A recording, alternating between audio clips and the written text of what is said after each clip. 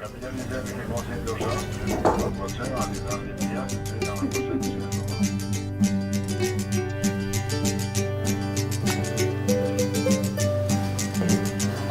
Ça va?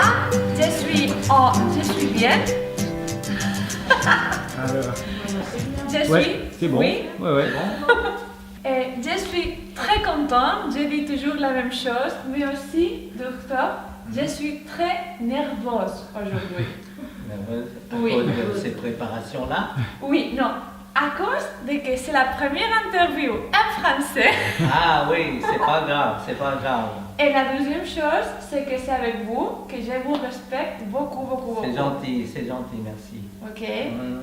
Je suis très ravie vraiment que lui accepte et qu'on est avec vous et qu'on peut partager. Entendu. Oui. Alors, j'ai les questions ici, parce que c'est en français. Entendu. Docteur, Oui. vous êtes docteur généraliste, Oui, c'est ça. aussi homéopathe. Non. Allez, homéopathe, je vous le dis. Non. Acupuncteur. Oui, voilà. Vous êtes mon médecin acupuncteur. Oui. Et aussi, vous êtes professeur de méditation Mhm. dans un centre Oui. bouddhiste Oui. qui s'appelle Limchun. Oui. Centre. Ça s'appelle l'Institut international Limchun. Ok. Voilà. Qui est à Paris. À Paris. Ok. Mais vous êtes d'où vous êtes, docteur? Je suis du Vietnam. Vietnam. Je suis du Vietnam. Hein. Je viens ici depuis 81. Voilà. Ah, beaucoup. Non, pas beaucoup, 30 ans à peu près. 30 ans, hein. Oui. Et vous êtes aussi bouddhiste. Oui, je suis bouddhiste. Parce que je suis né dans une famille bouddhiste. Hein. Mes parents pratiquaient déjà le bouddhisme. Je suis dans le ventre de ma mère. Elle priait, elle récitait les prières voilà, j'étais déjà dans son ventre. Vous êtes bouddhiste depuis que vous, Voilà. non, que vous étiez C'est ça, dans le ventre de ma mère. dans le ventre de votre Oui. mère. Comme vous, docteur, définissez Définir, oui. la Bon. méditation. Bon, comme vous savez dans le cours là, Oui. je répète tout le temps, la méditation c'est un travail interne et dynamique de l'esprit qui se passe en 4 temps. D'abord, on doit se concentrer sur un objet qui est soit le souffle, soit la posture, ou soit un objet à l'extérieur comme une bougie par exemple. D'accord? Et deuxième temps, parce que notre esprit est de nature changeante, il part ailleurs, il vagabonde. Voilà. Et qu'est-ce qu'on fait? On doit prendre conscience de ce vagabondage. C'est très important, cet acte-là, c'est le troisième acte. Sans cet acte-là, il n'y aura pas de méditation. D'accord?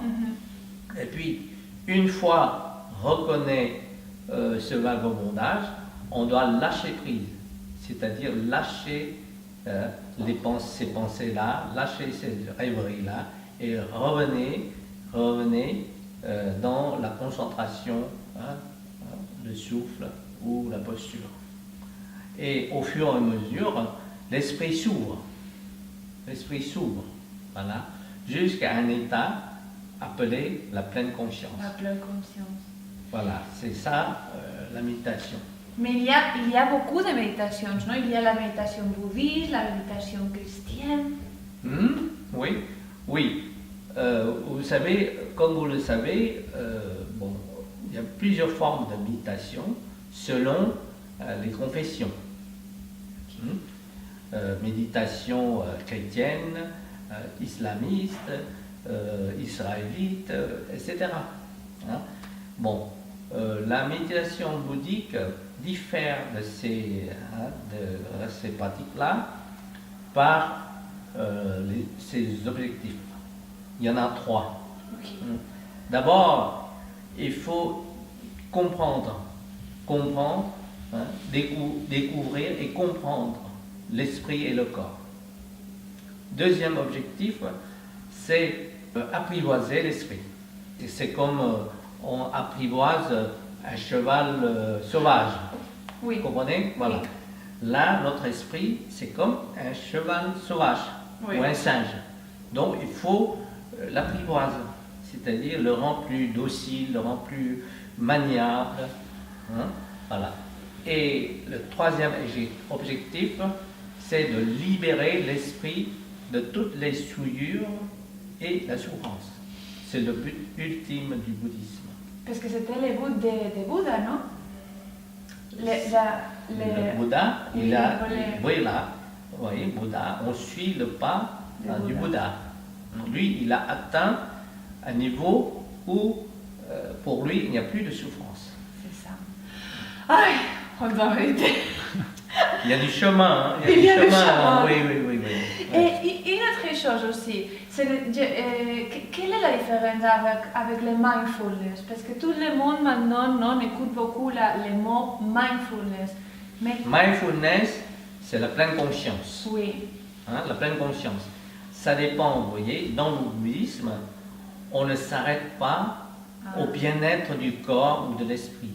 Mais on doit aller plus loin, hein, pour éteindre la souffrance.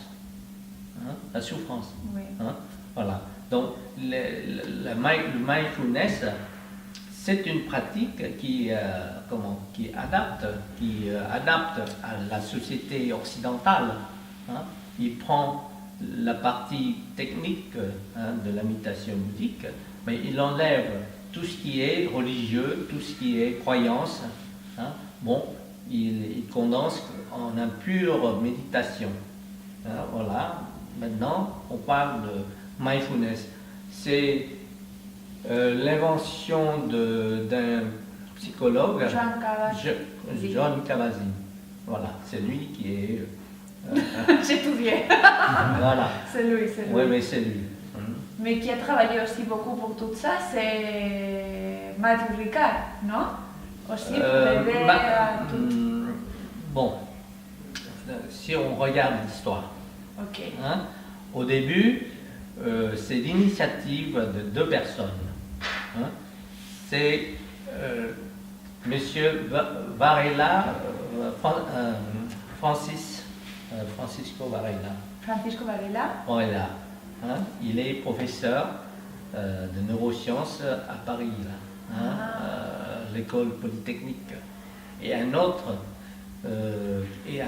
américain, tous les deux, ils inventent comment dirais-je, des rencontres des scientifiques à côté du Dalai Lama. Hein. Au début, ça se passe à Dharamsala, au Tibet. Au Tibet. Hein. Et au fur et à mesure, il développe aux États-Unis. Hein. Donc, il élabore une association My Life. Ok. Voilà. Qué interesante. Mais c'est génial que les deux cultures, non, C'est ça. et qu'on peut profiter. Oui, voilà. Donc, grâce au Dalai Lama, il rassemble les maîtres, les maîtres méditants là, très élaborés là, dans les laboratoires. Oui. Et il examine leur cerveau avec le scanner, avec l'IRM, surtout l'IRM fonctionnel, EEG, électroencéphalogramme, etc.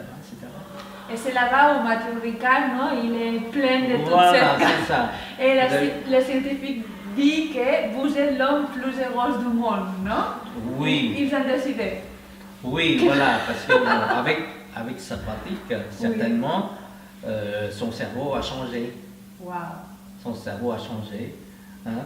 Bon, vous savez, pour les scientifiques maintenant, ils connaissent dans quelle région se trouvent les émotions, la mémoire, la colère, etc. Donc ils regardent le cerveau de Mathieu Ricard, là, où ils disent, bon, tu es le plus l'homme le plus heureux du monde. Je pense que lui aussi. Je ne sais pas, alors non? Si, non? Il est très heureux. Que faites-vous excusez-moi mon français, dans ce centre, chaque premier dimanche du mois, on est en mars, Bon. on est ici. Depuis 2009, Oui, c'est-à-dire depuis 8 ans, oui. hein, je crée un groupe de méditants là, ici, dans ce centre-là. Bon, mon idée, c'est pour aider les gens, surtout les jeunes francophones, hein, pour trouver un moyen renforcer leur esprit. Je pense, bon, notre société a besoin Oui. bon, d'une pratique pour renforcer notre esprit. Voilà. Donc, je crée le groupe de méditation ici, là, d'abord pour partager mes expériences, mes connaissances en la matière. Voilà. Oui, Hein? mais c'est très spécial parce que il fait la méditation vipassana, non? On fait ici. Mais après, toujours, il y a une partie où vous parlez et partagez votre expérience, mais aussi vous parlez de la science. Vous mélangez, non, les deux parties que avons. Oui. Pourquoi? Parce que je trouve le Bouddha, il trouve la vérité. Il parle de la vérité. Et les scientifiques aussi, ils cherchent la vérité. Oui. Et ils parlent aussi de la vérité. Ce qu'ils recherchent, c'est ça, la vérité. D'accord? Donc, si c'est la vérité, bon, je pense que les uns doivent être adaptés aux autres. C'est pour ça, moi je trouve, bon, d'abord je suis un homme soi-disant scientifique, et puis médecin, je suis médecin. Je trouve avec la psychologie bouddhique, tout ce qu'on découvre actuellement, maintenant, par la neuroscience, ça correspond. Oui. Ça correspond. Oui. C'est pour ça que, c'est pas que je mélange, mais je trouve ce qui est, voilà, ce qui est dans la science parle, mais dans un autre langage. Claro. Tandis que le bouddhiste parle d'un autre langage, mais ce sont les mêmes. On pensait que la méditation était réservée à des moines, si vous voulez, à des moines, bon, c'est un peu mystique, mystique. Bon, maintenant, avec la science, bon, on découvre ce n'est pas du tout mystique, c'est réel. C'est que les moines parlent autrefois, on comprenait rien. Tandis que là, avec la science, tiens, Oui. ils parlent de ça. Oh, j'adore! Alors, vous pensez que vraiment, on a besoin de méditer dans cette société aujourd'hui? Écoutez, il n'y a pas que le monde occidental. Oui, je parle. Je oui. pense, Oui. je pense que tout le monde Oui. entier Oui. doit connaître, doit pouvoir pratiquer cette pratique. Oui. Voilà. Pourquoi? Parce qu'on vit dans une époque où les informations et les désinformations passent trop vite. Ok? Les hommes courent derrière les machines. Bon, la technologie, c'est bien la technologie, mais l'homme est déboussolé. La technologie actuelle là, dépasse la capacité d'adaptation de l'homme. D'où il faut un moyen pour que l'homme s'adapte facilement, facilement à cette technologie-là. Parce que, bon, avec tous la vie, là, l'homme devient stressé. Après, s'il ne surpasse pas le stress, il devient dépressif. dépression nerveuse, Beaucoup. et le burn-out, burn-out comme on dit en Burn-out. France, burn-out, voilà. C'est pour ça la méditation, grâce à la méditation, l'homme pourrait maîtriser un peu la vitesse de cette vie moderne. Et vous savez, parce que comme médecin que vous êtes, je suis sûre que vous avez reçu, non, dans les cabinets beaucoup de gens stressés. Beaucoup. Non? Oui. À la fois stress, colère, nerveux, dépressif, tout. Tout. C'est à cause de cette vie-là, cette vie moderne. Oh my God. Alors, est-ce que vous pensez que serais-je une meilleure personne si je médite aussi en plus? Oui, évidemment. Oui. Évidemment. Pourquoi? Parce que la méditation vous rend calme, heureux. Calme, heureux. Vous maîtrisez vos colères. Vous maîtrisez vos nervosités. Vous développez en vous les capacités, comme je dis, l'attention vigilante, l'énergie mentale, la concentration, le lâcher prise. Le lâcher prise. Que si vous ne connaissez pas, vous êtes comme tout le monde. Vous êtes comme tout le monde. Vous êtes tombé dans l'engrenage de la vie, etc. Alors, avec la méditation, là, vous pouvez reculer, Oui. reculer, regarder, observer.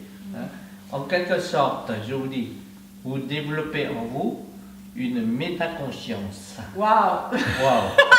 Qu'est-ce que c'est la métaconscience? Métaconscience.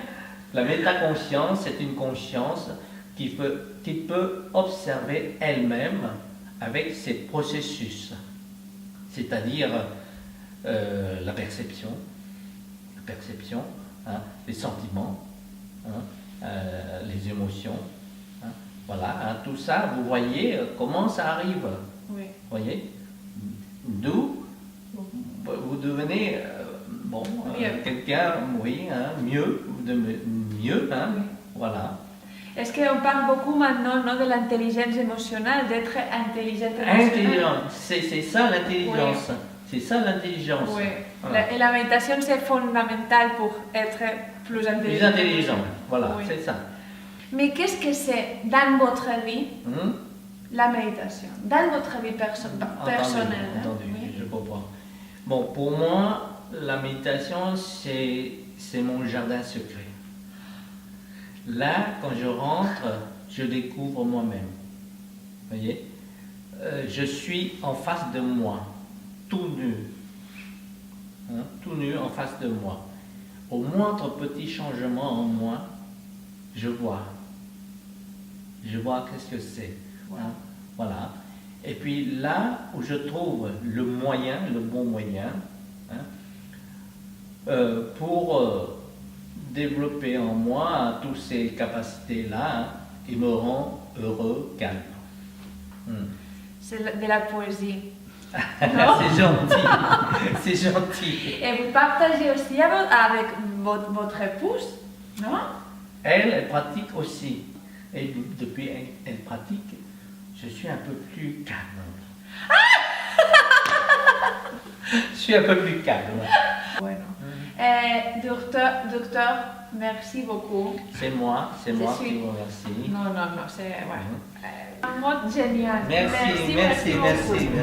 C'est un mot de- Ça vous dit. C'est vrai.